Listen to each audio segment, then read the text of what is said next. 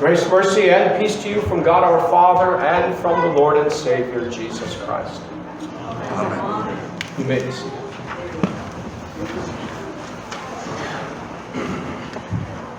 I don't do it every week, but oftentimes I'll search my archive of sermons. And this week I looked back to see if I had preached and what I might have said about the gospel reading today. And I was surprised to find that the last time I preached on this gospel, at least according to my records, was 2011, which would tell me that I've never preached on it here at Redeemer. And so I think there's a good reason to preach on it, and it'll come out in my sermon as I go through it. But have you ever noticed how a person can just get locked into a mindset, can think on something, and there's no way of persuading them, no way of getting them to think about that situation or whatever it is in a different way, to come at it in a different manner, or somehow have a different perspective on things. And so I'll use an example. There's a mind that's not easily changed, right? I once knew a person that had this mindset that if we're driving down the freeway, that car that just is, 5 car lengths in front of us and staying the same distance, that car has to be going at least 5 miles an hour faster than us, roughly, in order to stay in front of us. So think about that for a moment. That means that the car in front of that has to be going another 5 miles, and so on, right? So if we look at it that way, it doesn't make sense. It can't be. And so it's a matter of physics, I guess you could say, but I could not convince that person of anything different. And no matter how I tried to explain it, because their mind was closed, they just would not understand it in any other way. Sometimes this happens in theological ways as well. It's very difficult for some people who have been raised, let's say, in a particular tradition, to see things different, or to see things from a different perspective according to a different tradition. So, here I'll just use Holy Baptism as an example, right? We're all familiar enough that for Baptists, Holy Baptism has no sacramental meaning, right? Which to us sounds odd. But for somebody that's raised in that tradition, always been taught this thing, and has never been exposed to a differing view, it's hard. It's hard for that person to have their mind changed, to see things from a different way of thinking. We have a couple here that come from a similar background, and it had to be difficult for them to make a leap, to leave a tradition and go into a different tradition that sees the Bible in a different way. And even more difficult because oftentimes they're doing it by themselves, which means that family members and loved ones and friends, sometimes even a spouse, is not making that leap with them.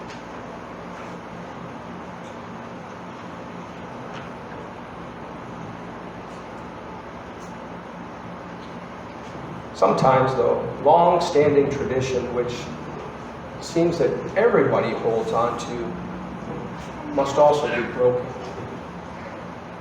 Because sometimes it's recognized that tradition isn't always the arbiter, right? Just because everybody saw it that way or everybody's done it that way doesn't mean it's the way things are supposed to be. In some ways, that's what the Reformation was about, right? The church had developed so many additional ways of looking at things, additional traditions, that just shaped how everybody understood Christianity, that it was hard for people to shake it off. but it was necessary so that the gospel itself would be clearly in view, could clearly be applied, and that there would not be other superstitions that, let's say, reign over the gospel. And I'm going to say that that's kind of the case with the two parables that we have today. The parable of the treasure in the field and the parable of the pearl of great price. There was a general consensus, I would say, throughout the ages on how these two parables should be understood. That is until quite recently, I would say, that there has been a reversal in how people understand. Most of the time, we think of parables, I'm going to say it's sometimes difficult to understand, right? Jesus tells his disciples that there's a reason for this. It's because it's for you to know the things of the kingdom of heaven, but that they might be hidden from those that are unbelievers. Sometimes parables seem very obvious to us, but sometimes there's an enlightening moment when somebody explains it to us as well. So even though a parable may seem simple, we should not be too quick to assume that we understand it clearly unless we delve into it. So parables, Jesus tells a lot of parables, right? And they could be categorized in a lot of different ways depending on how you want to look at it. But I want us to categorize parables in two ways today so that we can look at them in two particular ways. And you will see that many parables will fall into one of these two buckets. The first way I want us to look at parables is that I'll call them discipleship parables. Jesus tells a parable so that in that parable, he teaches us something about ourselves, something about how we should or might live as Christians in this world. If I were to use an example, we can pull one from Matthew, and that would be maybe the parable of the 10 virgins, right? Now, it does speak of the coming of Christ, the judgment. But in it, we see that there's 5 virgins that are wise and 5 virgins that are not so wise or unwise. And in there, we learn a discipleship thing that we should be prepared.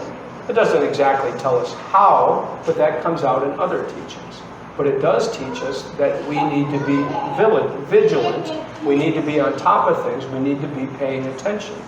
That we can't just assume that, hey, everything's just going to be okay. If we approach today's two parables with this discipleship kind of interpretation, we readily see that the parables would demand us to give up everything. That we should not, could not count the cost of obtaining that which is deemed so valuable. Right? So what is so valuable in the treasure and the pearl? Well, we might say Jesus. We might just say the gospel, right? If we look at them in that way, what are these two parables telling us? You need to sacrifice all that you have in order to obtain Jesus.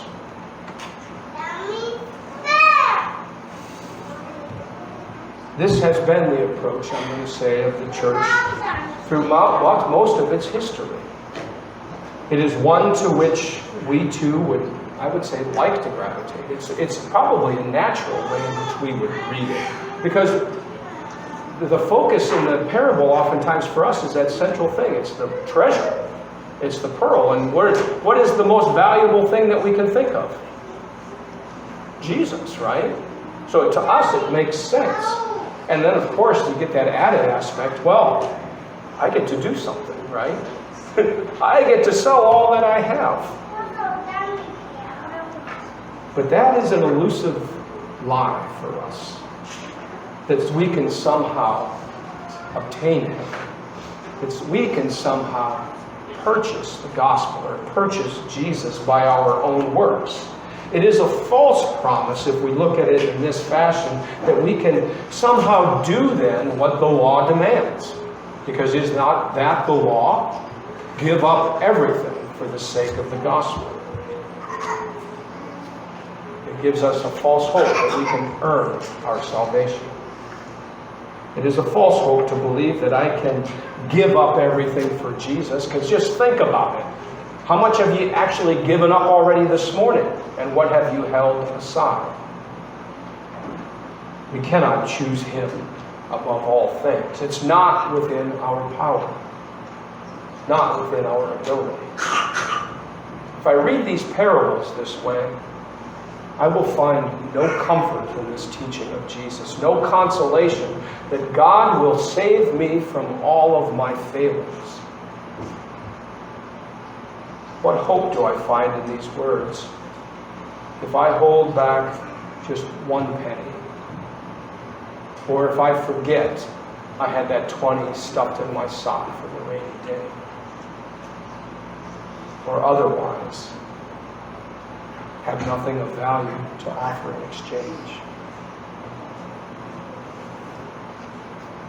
Now, I don't think it a good idea to just disregard our church fathers, whether they be Lutherans or whether they simply be the ancients. And I preached this last night, and get this, we had a woman in attendance that was the great-great-granddaughter of C.F.W. Walther. And I had to admit, I don't know how C.F.W. Walther taught this, but I bet you he probably taught it as a discipleship parable. But in the case of these two parables, I think we should first take note of what Jesus says. Because sometimes when we just listen to tradition, the blinders go up and we don't always exactly hear what Jesus has to say.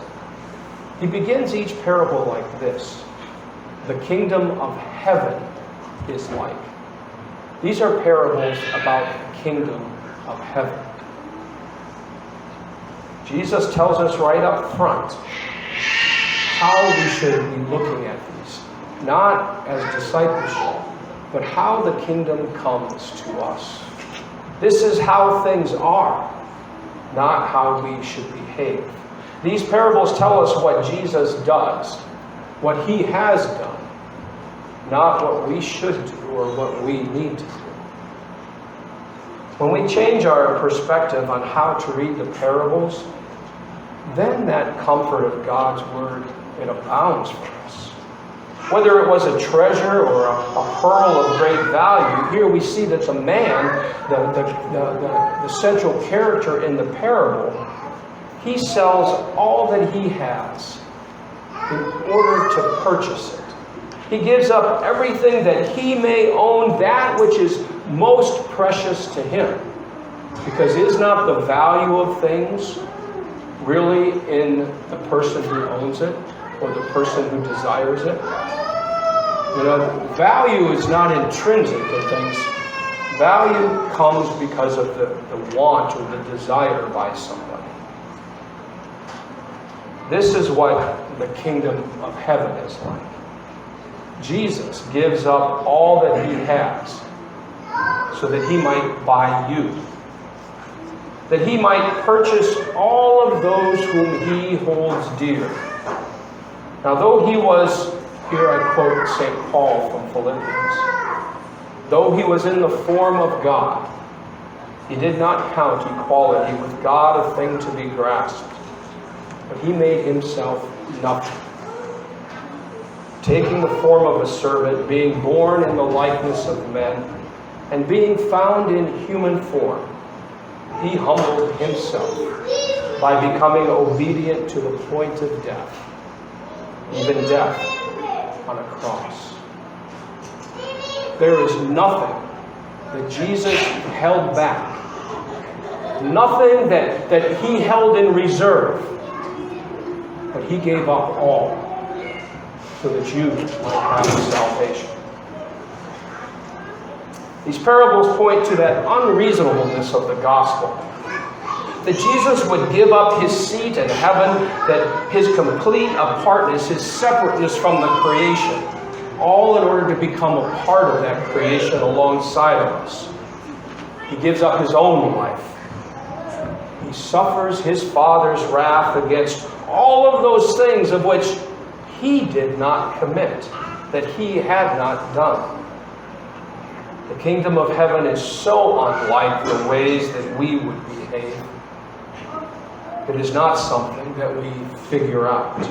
Rather, it is something that we can only receive. It is a gift to be received through faith. But there is another aspect here of the kingdom of heaven that is brought out in these parables that I think worth noting as well. In neither instance is the kingdom of heaven in these parables a place, right? He's not saying that, the kingdom of heaven over here is like this. It's just the kingdom of heaven is like this. It is a reality of how things are. It is a relationship that exists between the man and the things that he purchases. The kingdom of heaven is like a man who exchanges all that he has for what his heart desires. Here we then better understand that the kingdom of heaven is the reign of God. The manner and the aspect of his current reign and his eternal reign.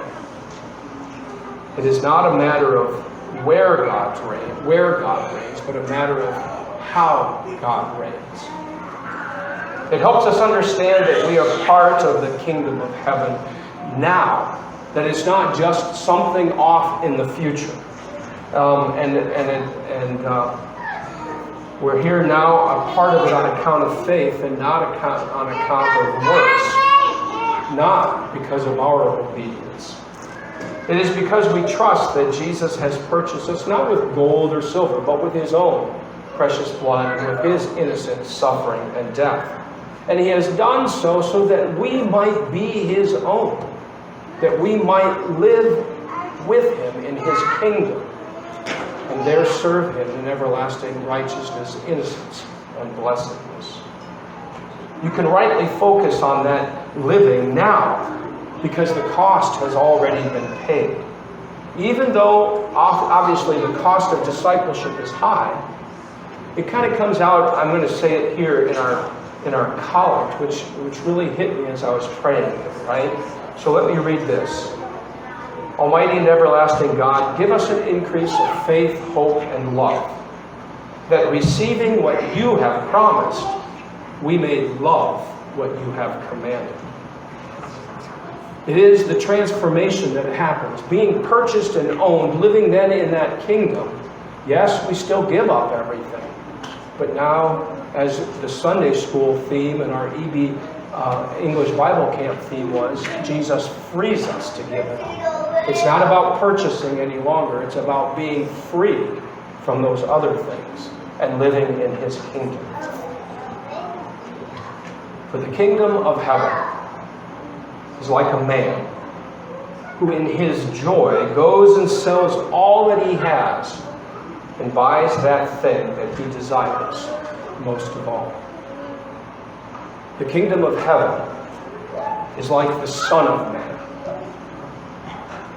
who having entered into this world, sells all that he has, gives up everything that is properly his own, that he might purchase you from sin, death, and devil, and make you the object of his love. Amen.